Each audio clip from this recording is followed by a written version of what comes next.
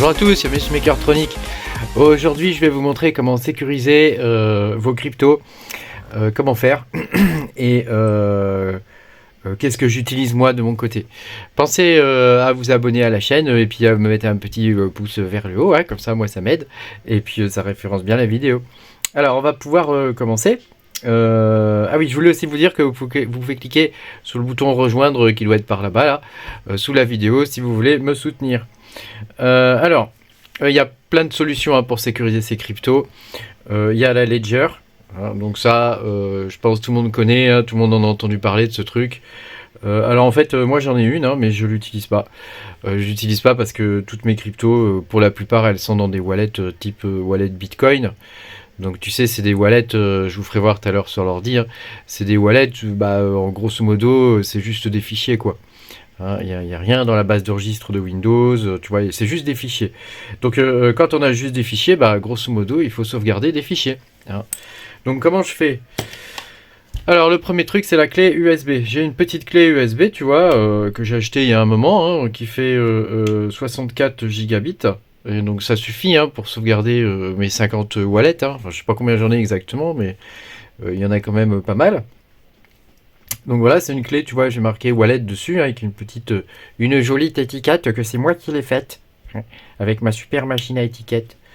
Et voilà, donc tu vois, l'idée c'est quand même de pouvoir stocker ça sur une petite clé USB. Alors ça, c'est mon premier backup. Ensuite, j'ai un second backup qui est un disque dur. Alors c'est un vieux disque hein, qui fait 500 gigas, je crois. Et c'est un disque que j'ai récupéré d'un vieux truc, tu vois, même le port là il est chelou, il est bizarre, et donc en fait c'est une prise spéciale, il y a un câble un peu chelou à brancher dessus, et puis voilà, ça permet de le brancher sur le PC, et puis voilà, je copie en gros les fichiers dessus, hein, tout bêtement, hein.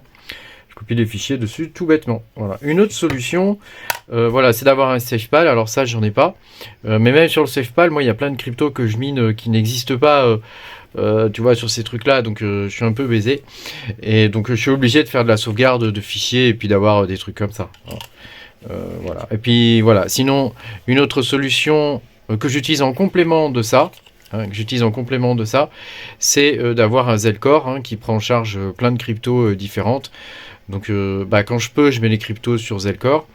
Quand je peux pas, par exemple le Radiant, tu vois, je mets les cryptos là-dessus, quoi. Mon wallet, il est sur ces trucs-là, quoi. Sachant qu'il est aussi sur mon PC. Hein. Mais je les ai principalement là-dessus. Hein. C'est là que je les stocke pour les sauvegarder. Tu vois, il y a un fichier qui s'appelle wallet.dat et c'est sur ce fichier wallet.dat qu'il faut sauvegarder. Mais moi je sauvegarde tout, tu vois, je vais te montrer tout à l'heure sur l'ordi. Je sauvegarde absolument tout, le wallet, l'exécutable pour installer le wallet, je sauvegarde tout. Après, une dernière solution, c'est d'avoir un PC portable, un vieux. Hein, alors ça c'est un vieux celui-là, tu vois, un vieux PC portable que j'ai, et là-dessus j'ai mes gros wallets, quoi. Donc là-dessus j'ai mes gros wallets, donc bon, c'est ça, il faut pas le garder chez soi. Hein, c'est vraiment pour le stockage. Tu le gardes pas chez toi. Là, je l'ai parce que je voulais mettre des trucs dessus. Mais après, je vais le sortir de la maison. Il sera plus chez moi. Hein, donc c'est là que je stocke mes ergots, Bitcoin, enfin tous ces trucs là, quoi. Hein, toutes les grosses cryptos où je sais que je vais pas en avoir besoin demain. Donc là, ça, je le confie à d'autres personnes et c'est eux qui ont en charge mes wallets. Donc dessus, il y a mes wallets, ils sont tout le temps déconnectés puisque c'est un PC portable, un vieux, tu vois. Tout est tout le temps déconnecté, donc il n'y a pas possibilité de hacker. Hein. Le secret, si tu veux pas te faire piquer tes cryptos, c'est d'avoir tes cryptos sur un truc qui est déconnecté. Hein, tu vois, par exemple, une clé USB, c'est pas connecté. Un disque dur c'est pas connecté, un PC portable, un vieux comme ça, je crois il a 10 ans hein, celui-là, hein. C'est pas connecté, hein. Donc au passage c'est un Linux hein, qu'il y a dessus, hein. Et les partitions dessus, tout est crypté, enfin je veux dire, faut vraiment avoir envie, quoi, hein. Faut vraiment être un fou furieux, quoi, pour aller choper ça, quoi. Les wallets sont cryptés, les partitions sont cryptées, enfin tout est crypté, quoi. Donc après, vous n'êtes pas obligé d'avoir un truc comme ça, hein. Normalement, une simple clé USB ou a fortiori deux périphériques comme ça, tu vois, moi j'en ai deux, hein. C'est-à-dire que j'en ai un qui est à la maison, que j'utilise, qui est la clé USB, et j'ai le disque dur que je sors, hein, que je sors de la maison aussi pour avoir une double copie. Et donc quand j'en récupère un, je redonne l'autre, tu vois. Et donc comme ça permet, le tout c'est de pas avoir tout chez soi, quoi. Pour plusieurs raisons, hein. Tu peux te faire cambrioler, il peut y avoir le feu, tu vois, des choses comme ça. Donc c'est bien d'avoir une copie à plusieurs endroits. Voilà. Sachant que dans l'idéal, il faut crypter tes wallets et tout ça. Voilà. On va passer sur le PC, et puis je vais te montrer un petit peu comment je fais. Hein. Voilà, alors ces trucs-là, tu vois, c'est super sympa. Hein. Tout le monde fait la pub de ces machins, mais moi, grosso modo, ça me sert à rien en fait. Hein. Le Radiant, il n'y a pas. L'Ergo, il n'y a pas. Bon, Ergo, il devrait arriver bientôt.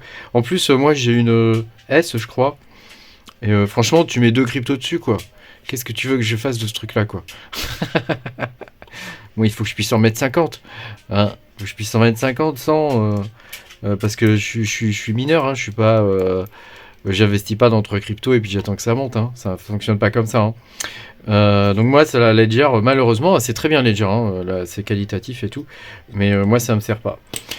Donc ce que je vous propose, c'est qu'on aille voir sur le PC un petit peu comment sauvegarder vos wallets sur le PC directement. Alors on est de retour sur le PC. Alors je vais te montrer tout ça. Donc j'ai un répertoire en fait où je mets tous mes wallets. Hein. Donc j'en ai, tu vois, j'en ai quelques-uns. Et donc l'idée c'est de les copier sur la clé USB. Hein. Donc tu branches ta clé USB. Donc là elle est sous Linux. Hein, tu vois celle-ci là, elle est sous Linux. Donc il faut que je la reformate celle-là. Bon bah là je vais pas le faire, hein, mais grosso modo tu copies tout, hein, tu prends tout, tu fais CTRL A, tu prends tout, tu fais copier, hop, non pas couper, tu fais ça commence mal, tu fais copier, attends je vais y arriver, tu fais copier, hop, voilà copier et tu vas dans ta clé USB et tu fais coller. Hein. Le principe quand tu installes des wallets comme ça c'est toujours le même, hein. Tu vois par exemple là j'ai le Pulsar. Tu vois, j'ai un répertoire qui s'appelle Data ou Blockchain, hein, où je mets tout dedans. Et tu vois, il y a un fichier wallet. Hein. Donc ce fichier wallet, il faut que tu le prennes hein, et tu le mets à la racine de ton truc. Hein. Et après, pense aussi à garder les exécutables pour l'installer, hein, parce que ça peut être bien pratique quand même. Voilà, par exemple ici, celui-là, tu vois, c'est toujours le même principe. Hein. Ici, je mets les répertoires où il y a tous les fichiers binaire, hein, grosso modo c'est les fichiers qui servent à lancer le wallet. Ici j'ai le répertoire de la blockchain et puis là je sauvegarde le fichier wallet hein, et je resauvegarde tout ça. Donc si je vais dans data, je vais retrouver le fichier wallet hein, puisqu'il est là. Hein. Donc c'est celui-là qui est actif. Et puis si je vais dans ici, tu vois dans les fichiers du wallet, je vais dans bin et c'est ici que je peux le lancer. Hein. Voilà. Et donc en copiant tout ça, tu es tranquille. Hein. Déjà toi de base tu as une sauvegarde de ton fichier wallet ici. Hein, au cas où le tir est corrompu, ou il y a un problème, ou je sais pas quoi. Hein. La plupart de ces wallets-là, t'as pas de chaîne de caractères mémotechniques, tu sais, une suite de mots là. Je sais plus comment ils appellent ça, une suite de mots là qui te permet de te rappeler de sortir ta clé privée, quoi. En gros. Hein. Donc elle est incluse dans le fichier wallet.dat, ta clé privée.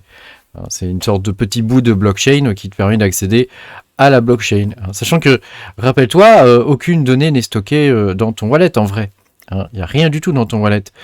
C'est juste ta clé privée qui te permet de décoder la partie de la blockchain où tu as ton wallet. Hein.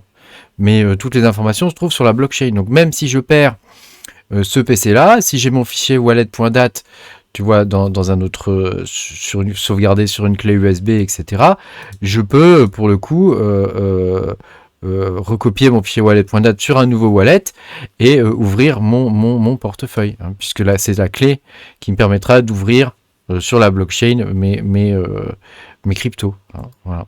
Donc tu vois, c'est vraiment tout simple à faire. Hein. Mais pense bien à faire des copies et tu vois, pense toujours à avoir une double copie. Hein. Tu vois, là il y a le fichier wallet.db et si je vais dans wallet, il est là aussi. Hein.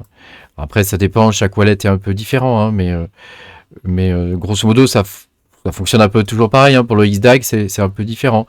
Tu vois, j'ai le fichier, j'ai deux répertoires ici. Tu rentres dedans, tu vois, j'ai le fichier data ou j'ai la blockchain.